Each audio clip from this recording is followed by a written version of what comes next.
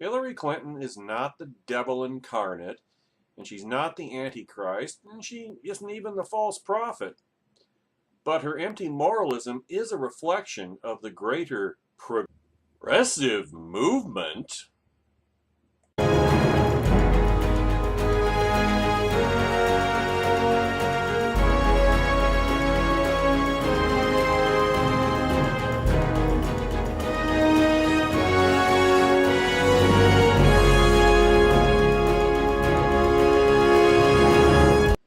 In Mrs. Clinton's incoherent policy agenda, note nothing that issued forth out of the very mouth of hell itself, like the Hillary scarecrow crowd tries to claim in order to justify and rationalize betraying everything they ever stood for in order to support Donald Trump.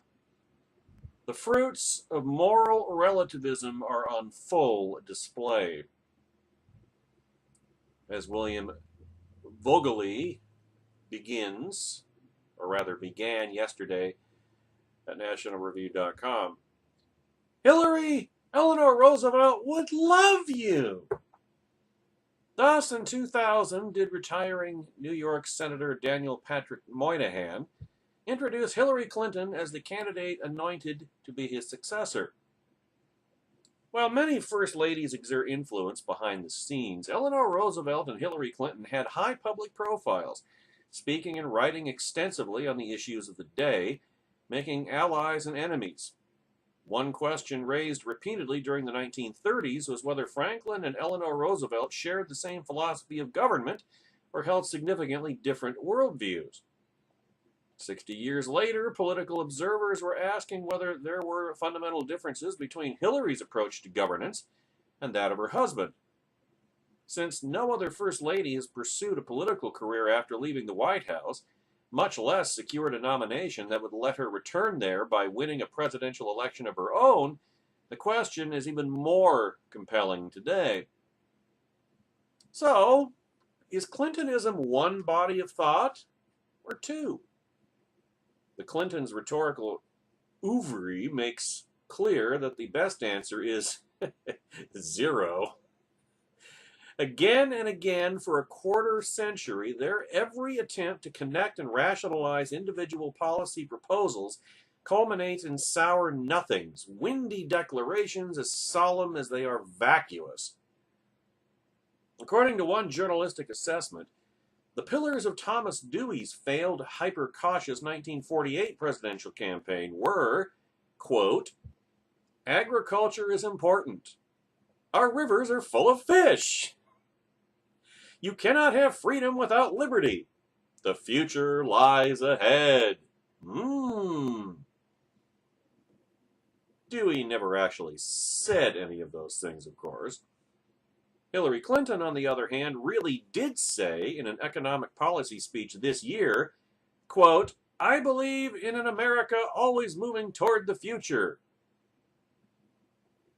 It can't help but move toward the future. That's a law of physics. Times arrow. Look it up. Those of you in Malaga, Washington, and Murrieta, California. This inanity is not a new problem. Consider the two most important speeches that Bill and Hillary Clinton gave in 1993. In his inaugural address, Mr. Bill said, quote, each generation of Americans must define what it means to be an American. Further, the urgent question of our time is whether we can make change our friend and not our enemy. Less than 3 months, or fewer than 3 months later, in a speech ostensibly about healthcare policy, Hillary Clinton told a bemused University of Texas audience that, quote, we lack meaning in our individual lives and meaning collectively. We lack a sense that our lives are part of some greater effort, that we are connected to one another. Her solution exceeded the responsibilities of a president's spouse, but then it also exceeded the capacities of any public official, private citizen, or national institution because it exceeded the boundaries of the United States Constitution. Quote, let us be willing to remold society by redefining what it means to be a human being in the 20th century moving into a new millennium. The earnest, incoherent moralism that characterized Clintonism at the outset remains its salient feature. In her recent acceptance speech, Hillary Clinton offered, quote, the words of our Methodist faith, close quote, that she had learned as a girl. Quote, again, do all the good you can for all the people you can in all the ways you can as long as you possibly can. Close quote. Whether they want it or not. That's the part she left out. Now, it's quite possible to disagree with this credo, which is both its appeal and its fatal flaw. The hard questions, the moral and practical ones that matter, are about how to do good, not whether.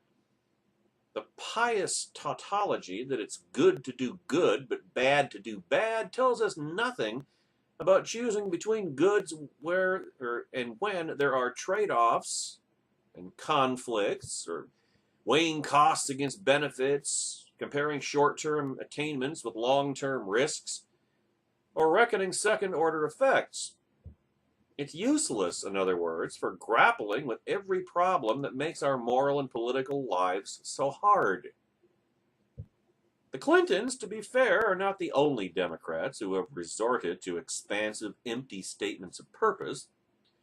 In the aftermath of Dallas, assassination of President Kennedy, when Lyndon Johnson was first informed of the late JFK's desire for a federal anti-poverty initiative, he said, quote, that's my kind of program. It will help people. In 1979, James Fallows recounted why he had left his job as President Jimmy Carter's chief speechwriter. Quote, Carter believes 50 things, but no one thing.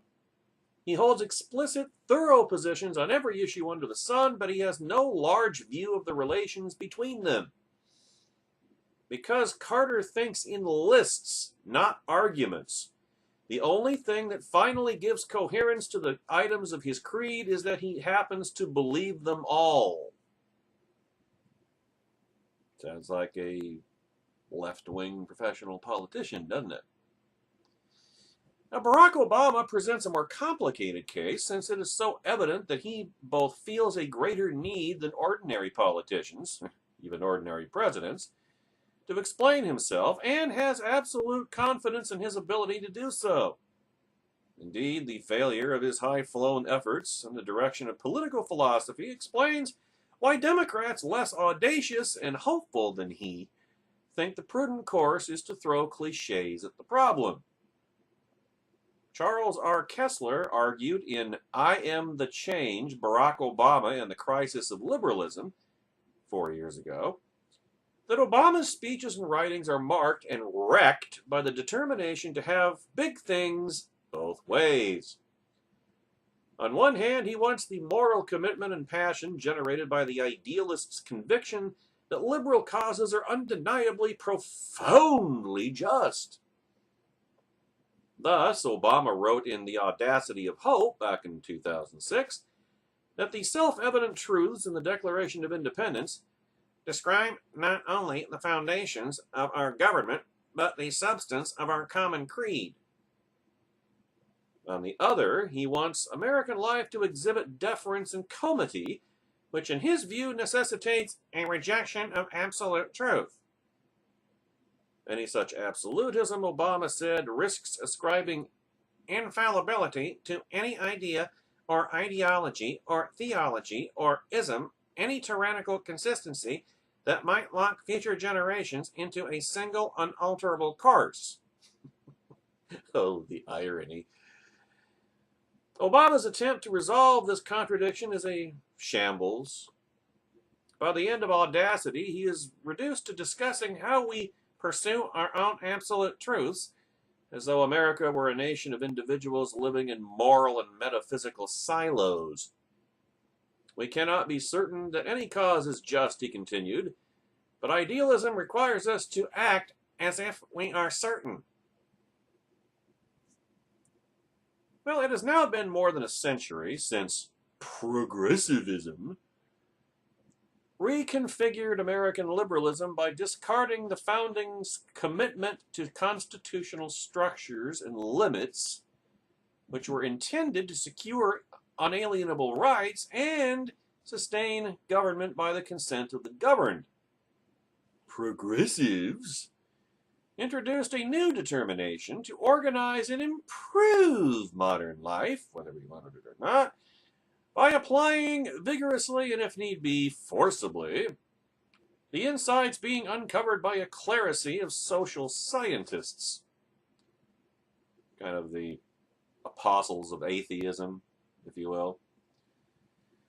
Eleanor Roosevelt, for example, believed that the emergency posed by the Second World War called for government experts to rationalize every aspect of national life. We can never let a crisis go to waste because it will allow us to do things we could not otherwise do. In other words, 3 months after Pearl Harbor, she contended that all of us, men in the services and men and women at home, should be drafted and told what it is, or told what is the job that we are to do. Yeah, that's straightforward. Only through such regimentation could each of us confidently gain the satisfaction that comes from knowing he was complying with the wishes and doing the things which those in authority thought should be done. Gee, don't mince words, Mrs. Roosevelt. What did you really think? Yeah, there's no lying or dissembling there. I mean, you couldn't put that more nakedly bald or baldly naked if you were, at a nude beach, I guess. The ism of progressivism is the belief that movement toward a better future is a goal, a right, and the highest imperative. Progress, in its most direct literal sense, simply means getting closer to some objective, one both comprehensible and manifestly superior to the current state of affairs. The early progressives believed that ascertaining and mastering the processes that shaped society and history would move mankind to a better future, just as understanding the natural laws of the physical universe had improved the human condition through steam engines, telegraphs, anesthetics, and other modern marvels. Liberalism, however, came to regard its faith in progress as untenable, because human nature is as laid out in the Bible, not as laid out by the liberal social scientists. The rejection was, in part, a reaction to historical developments. In other words, things didn't turn out the way they thought they would. Complying with the wishes of those in authority lost much of its appeal when the authorities turned out to be men such as Robert McNamara and McGeorge Bundy. Smart fools who provided detailed charts and graphs to justify each augmentation of America's catastrophic misadventure in Vietnam.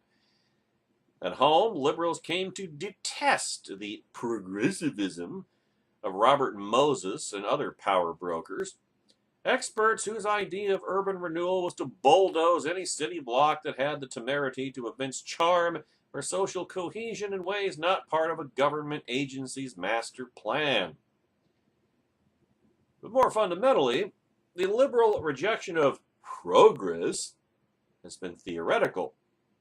Relativism rounded on liberalism, Kessler writes, which created the crisis of his book's subtitle. Liberalism no longer believes in itself. According to historian Andrew Hartman, William James's famous assertion in Pragmatism, 1907, so 109 years ago, quote, "The true is only the expedient in the way of our thinking, just as the right is only the expedient in the way of our behaving, has come to provide the air that historians breathe." The academic left's success in imparting that lesson to generations of college students has made anti-foundationalism, as they say in the faculty lounge, the air that liberalism now breathes. progress no longer means getting closer to any particular goal, because progressives now insist that our understanding of what it means to progress, to get better, will constantly change, in defiant rejection of any tyrannical consistency. Who are we to lock future generations, or even our own, into a single unalterable course? In other words, Little Billy and the Family Circus. Hold on a second, I got a little dizzy there. Now, one might suppose that the determination that everything is relative would make today's liberals as tentative in their moral and political judgments as Eleanor Roosevelt-style progressives had been confident. The effect, however, has been exactly the opposite. If all moral dispositions are values, idiosyncrasies arbitrarily acquired and held, it's more gratifying to assert nobody's values are better than mine than to concede my values are no better than anyone else's. Though conservatives find liberal sanctimony insufferable, complaining about it is beside the point. Self-righteousness is the only kind of righteousness liberalism now affords to dedicated idealists pursuing their own absolute truths. Values such as social justice, doing all the good you can, or enthusing over that distinct category of government programs meant to help people represent the consensus position among the most enlightened thinkers, in the words of political scientist James Caesar. There's a great surname for somebody in this guy's position. If enough of these thinkers tell themselves and those who follow them that something is true, then it must be so. If they solve, in other words, the rule of the mob, the validation of the mob. If the sole validation of a political opinion is the character of the people who endorse it, the notion that respectable, reasonable people might oppose the liberal project creates intolerable cognitive dissonance. The only resolution is to hold the truth to be self-evident that liberalism's antagonists are all bigoted, greedy, callous, and fanatical, which actually happens to be true in the case of Trumplicans. Thus, liberals' eagerness to ascribe conservatism to conservatives' moral and mental defects is more functional than scornful. And, of course, again, Donald Trump has been instrumental in the recent and greatly enhanced success of this project. Inevitably, then, assessments of Hillary Clinton's policy agenda are inextricable from her self-presentation as a politician and a person. Attempting, over 20 years ago, to explain why so many Americans preferred hearing fingernails on a chalkboard to watching the First Lady on television, columnist for the Wall Street Journal Peggy Noonan cited Mrs. Clinton's air of apple-cheeked certitude. Noonan discerned in that demeanor not just a policy orientation, but the implicit insistence throughout Mrs. Clinton's career that hers were the politics of moral decency, and therefore those who opposed her politics were obviously of a lower moral order, i.e., left-wing moral supremacism. The Clintons' long effort to convey the key attributes of that moral decency is, as noted, a work in progress that has never made any progress.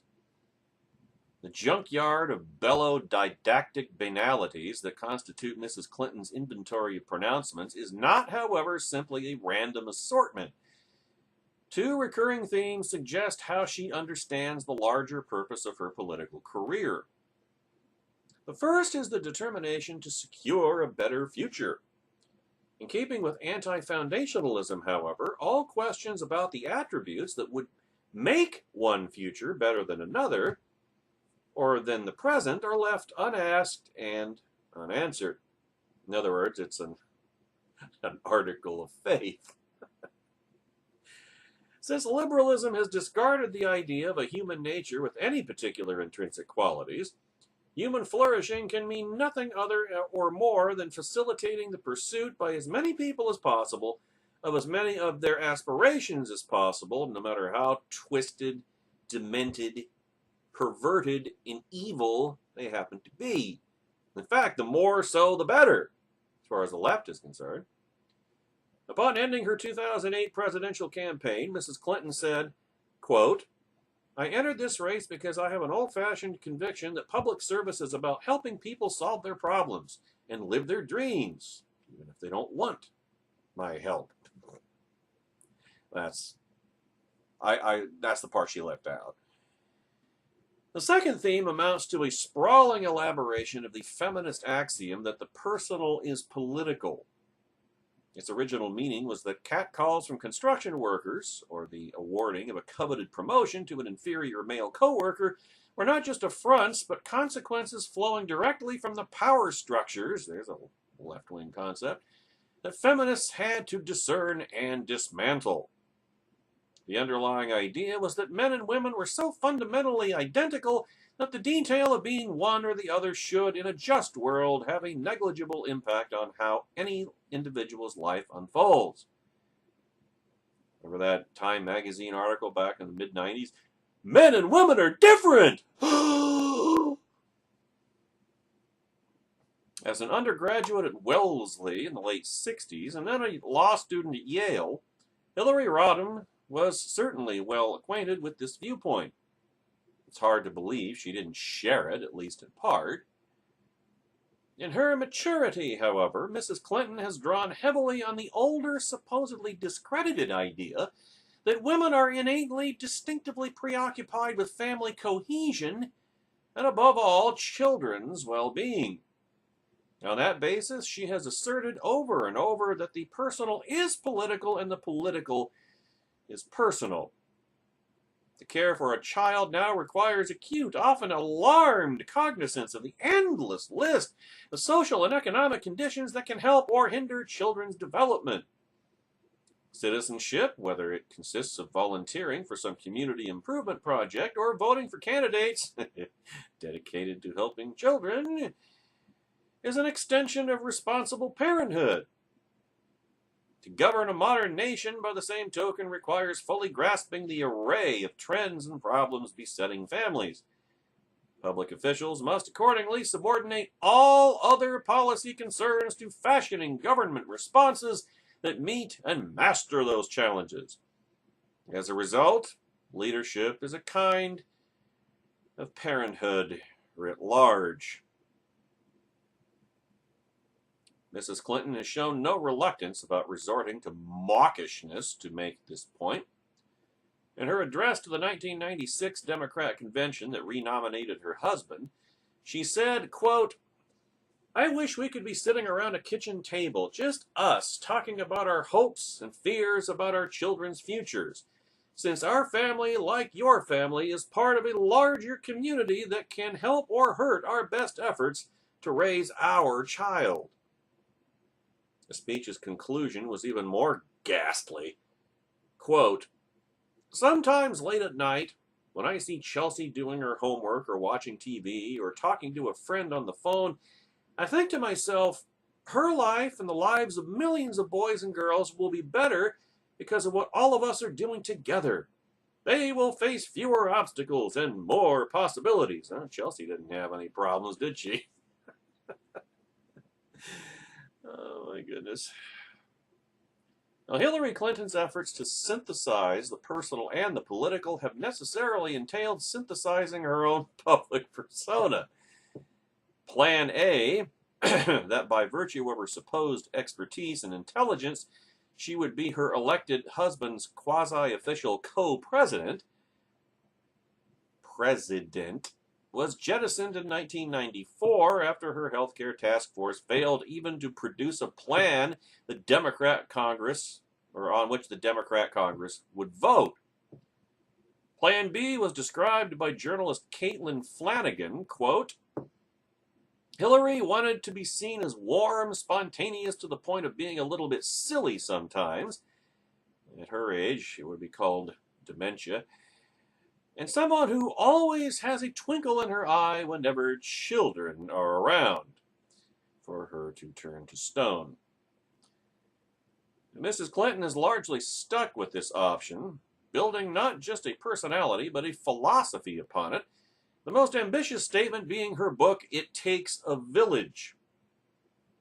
The smaller problem with this choice is that decades of trying to act the part have not diminished Mrs. Clinton's excruciating inauthenticity. As Flanagan wrote, quote, "There's nothing more uncomfortable than witnessing someone straining to be natural, straining after perfection." It's a Benny Hill line. You go back and watch those old shows on YouTube. They're just as funny today as they were 30 years ago. Now, the more serious difficulty is that Mrs. Clinton's approach sentimentalizes the crisis of liberalism while doing nothing to solve it. A passionate concern with how people are continues to contradict the detached refusal to be judgmental about what they do. A century ago, most Americans lived in small towns, actual villages. The sensibility that formed progressivism was appalled, not impressed. As the novelist E.L. Doctorow once wrote, small-town life was, quote, responsible for one of the raging themes of American literature, the soul-murdering complacency of our provinces, close quote. Gopher Prairie, for example, the fictional Minnesota town deplored in Sinclair Lewis's Main Street, is relentlessly judgmental, always ready to condemn any departure from the consensus view about right and wrong ways to raise a child and conduct a life. Oh my God, the irony. Now, few Americans live in such villages. Recognizing this fact, Mrs. Clinton's book stipulates that the village can no longer be defined as a place on a map or a list of people or organizations. Nevertheless, its essence remains the same. It is the network of values and relationships that support and affect our lives. And the government should be directing all of it. That's the part she left out. Now, this expansive redefinition makes it difficult to specify what, if anything, the village is not. As she said in her 1996 convention speech, quote, "To raise a happy, healthy, and hopeful child, it takes a family," which you've now totally redefined. But it also requires teachers, clergy, business people, community leaders, and those who protect our health and safety, i.e., people like her.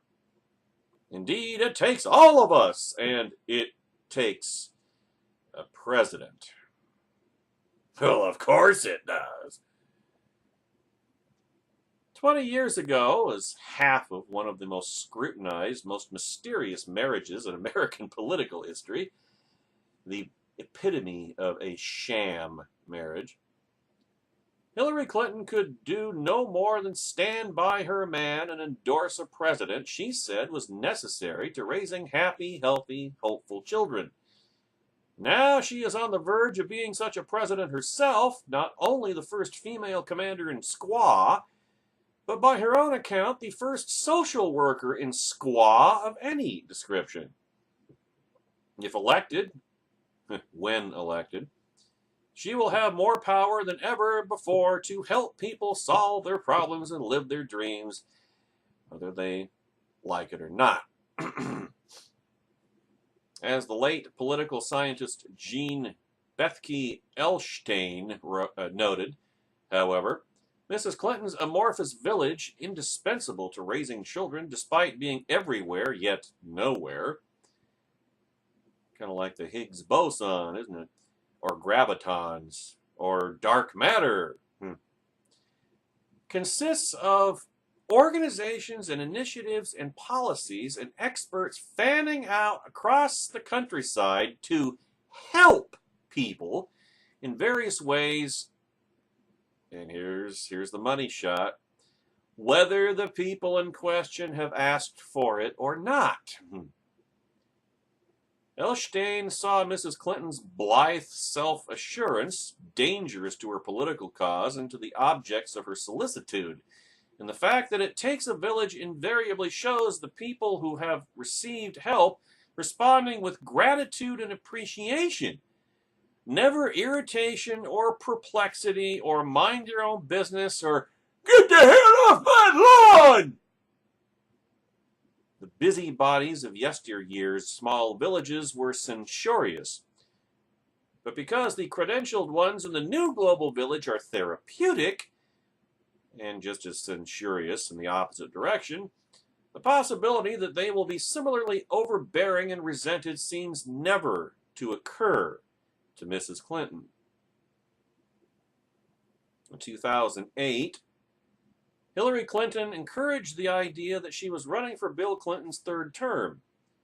In 2016, she has done more to suggest she is running for Barack Obama's. If elected, or rather when elected, however, the result is likely to confirm Daniel Patrick Moynihan's suggestion. Her apotheosis will be to serve President Eleanor Roosevelt's first term. Unlike 1942, 2016 offers no global crisis yet, giving rise to the idea of drafting every American and telling each what to do. Rather, Mrs. Clinton's success will turn on whether Americans, when assured it is for the abiding need to pursue their dreams and raise their children, are amenable or resistant to complying with the government's wishes and doing the things those in authority think should be done, which is going to be kind of hard for her with the Republicans miraculously still in control of Congress. Maybe there's not as much to fear from 4 years of Hillary Clinton as we might have thought.